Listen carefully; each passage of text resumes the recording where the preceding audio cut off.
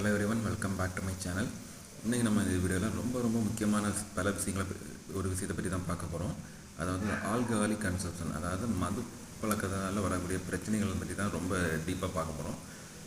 ரொம்ப சொல்லப்போனால் ஒரு 1947 அந்த காலகட்டத்திலேயே நம்ம தேசத்தந்தை மகாத்மா காந்தி ரொம்ப பாடுபட்டார். நிறைய போராட்டம் பண்ணார், நிறைய மேடை பேச்சுகள் பண்ணார். மது இந்த நாட்டுக்கும் வீட்டுக்கும் எல்லாத்துக்கும் ரொம்ப பெரிய கேருன்ட்டு நம்ம காந்தி தாத்தா அல்லாத குறைய சொல்லி பார்த்தாரு. மக்கள்கிட்ட எல்லாம் நிறைய விழிப்புணர்வு ஏற்படுத்தினார். இன்னும் நிறைய பேருக்கு அவரோட அந்த விழிப்புணர்வு எல்லாம் போய் சேரலை.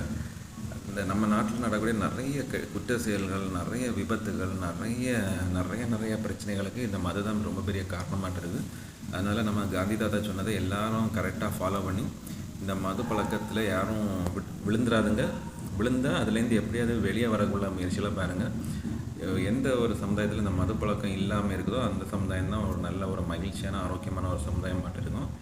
அதனால தான் நம்ம காந்தி தாத்தா இவ்வளோ கஷ்டப்பட்டதுனால தான் இன்றைக்கி அவரை நம்ம மகாத்மா காந்தி, தேசத்தந்தை அப்படின்ட்டுலாம் நிறைய சிறப்பு பேர் சொல்கிறோம்.